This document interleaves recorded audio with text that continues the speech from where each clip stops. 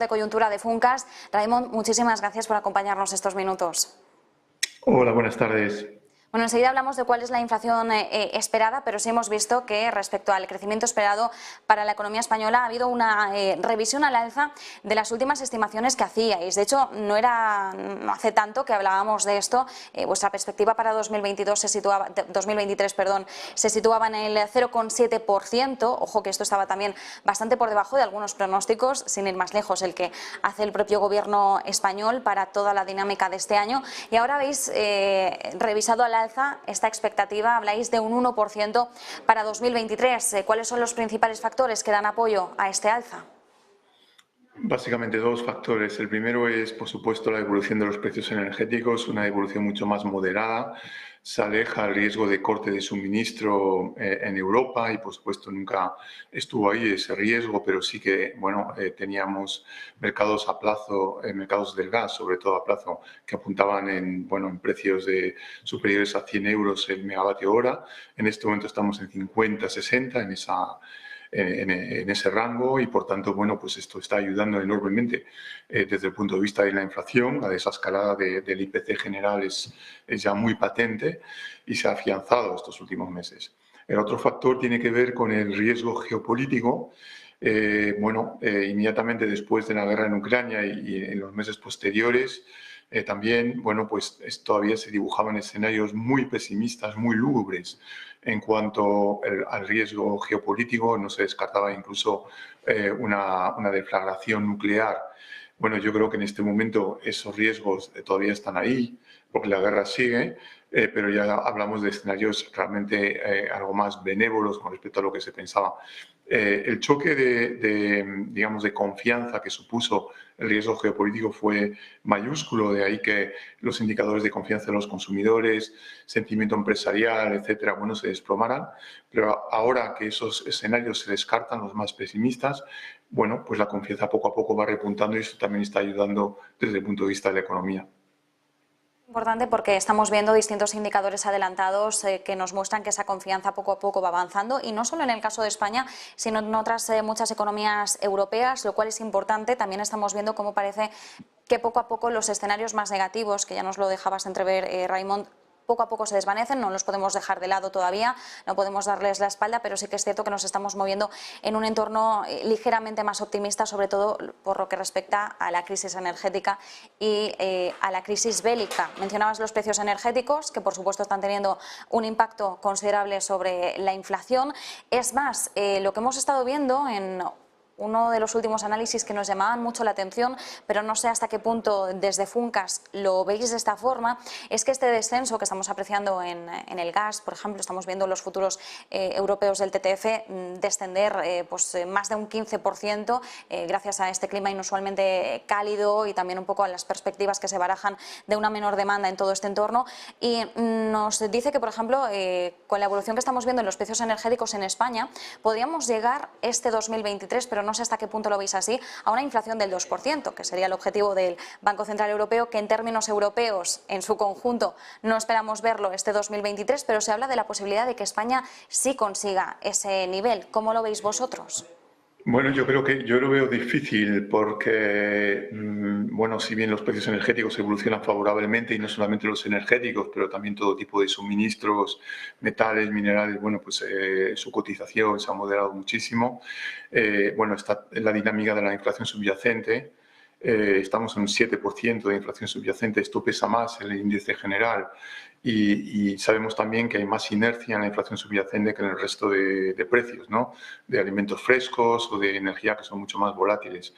Y por tanto, bueno, esto es complicado. Si bien es verdad que puede haber digamos, un efecto estadístico, un efecto de base durante los meses centrales de este año, podríamos tener tasas de inflación en el entorno del 3% en términos de IPC general, sencillamente porque los meses de verano del 2022 fueron muy inflacionarios y, por tanto, bueno, pues hay ese efecto base que se puede producir en esos meses, pero para el conjunto del año incluso todavía en términos interanuales en diciembre, para finales de este año, todavía hablaremos de tasas de inflación muy superiores al 2%. Nosotros estimamos una media anual en el entorno del 4,2%, y todavía en diciembre, bueno, pues un poco por debajo del 4%, pero todavía estamos hablando de una tasa superior al 2%, sencillamente por la inercia de la inflación subyacente, que es un fenómeno que todos conocemos. Incluso en países como Alemania, mucho más alérgicos a la inflación, donde realmente los fenómenos de iniciación, bueno, normalmente no se producen. Bueno, cuando hemos visto episodios de inflación, por ejemplo, en los años 90, después de la reunificación alemana, pues tardaron 3 años en ese país para volver a una senda del 2% después de haber alcanzado el 6% en ese momento, ¿no? Por tanto, yo creo que tanto la experiencia histórica como también lo que sabemos en este momento de la dinámica de precios y de salarios, yo creo que da a entender que va a haber una cierta inercia. Por tanto, la desescalada que hemos vivido ha sido más espectacular estos últimos meses de lo que podemos ver de aquí en adelante. Importante tener todo esto en cuenta. Además nos decías, ¿no? 4,2% de inflación para España, y aún así, por ejemplo, estaría por debajo de otras economías, como es el caso de Alemania, que Robert Habeck hoy hablaba de en torno a un 5%, cerrar el año más o menos en ese entorno. Así que, bueno, de todas formas es positivo para nuestra economía. También en medio de esas previsiones, de ese análisis que hacéis, bueno, habláis por supuesto de las previsiones respecto al Banco Central Europeo. Parece que ahora mismo el tipo terminal parece que se va a estar moviendo en el 3,25%, y también un poco en línea con lo que estamos viendo con los últimos análisis. Entendemos que el recorte de tipo realmente no lo veríamos o no lo esperamos hasta 2024, ¿verdad? Sí, yo creo que sí, que es probable que en primer lugar todavía sigan aumentando los tipos de interés, porque bueno, pues hay que tener en cuenta la heterogeneidad en la zona euro, es decir, que si realmente el BCE solamente se centrara en la economía española, probablemente procedería a incrementos de tipo de interés mucho más moderados. Pero lamentablemente, bueno, tenemos países que mucho más afectados por la crisis energética, todavía tasas de inflación superiores al 20%, y bueno, incluso en países como Alemania todavía estamos cerca del 10%, un poco por debajo del 10%. Por tanto, esto va a pesar en las decisiones del BCE. Parece difícil que en un contexto todavía de IPC subyacente muy alto en el conjunto de la zona euro, bueno, pues modere sus incrementos de tipo de interés, al menos de cara a la próxima reunión el mes que viene. Y por tanto, bueno, pues pensamos que efectivamente la facilidad de depósitos, es decir, el principal tipo de interés que maneja el Banco Central Europeo, podría llegar al 3,25 de aquí a mediados de año. Y bueno, a partir de ahí tal vez estabilizarse durante un tiempo hasta que se pueda confirmar que la inflación, y sobre todo la inflación subyacente, ha alcanzado, digamos, una senda descendente muy clara. A partir de ese momento podría empezar a disminuir los tipos de interés. Esto significa que probablemente en algún momento el BCE pues haya procedido a un ajuste monetario más estricto de lo necesario de cara al enfriamiento de la demanda. Es decir, que bueno, como empezó a subir los tipos de interés con retraso, posiblemente también el descenso de tipos de interés se produzca con retraso, y por tanto esto afecte la perspectiva económica, y por eso nos mantenemos muy cautos todavía en cuanto a la evolución de la economía, y pensamos que es muy pronto para declarar ya, bueno, pues digamos la recuperación en pleno, digamos, en pleno dinamismo, como se vaticinaba hace poco.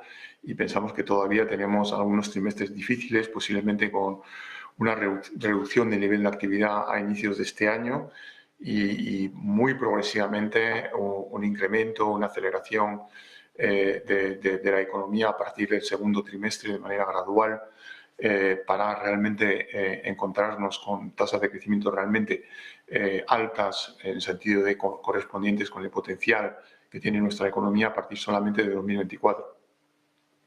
Por cierto, Raimon, dentro de este análisis de perspectivas del Banco Central Europeo, bien sabemos que uno de los deseos del organismo que preside Christine Lagarde es que se produzcan fusiones entre bancos europeos, y además, sobre todo, aprovechando, ¿no?, este entorno de subidas de tipos de interés. El organismo considera que es una de las pocas opciones que tienen en estos momentos para recuperar pues una rentabilidad estructuralmente baja. En el entorno español, este escenario, que además es el deseado por el Banco Central Europeo, podría darse, es decir, podríamos esperar próximas fusiones, absorciones de bancos a otros. Bueno, yo creo que ya se han producido muchas, ¿no? En comparación con otros países. Por ejemplo, pensemos en Alemania, ¿no? Donde realmente la reestructuración bancaria ha sido realmente muy leve en comparación con nuestro país, sin duda por la profundidad de la crisis financiera que nosotros hemos vivido.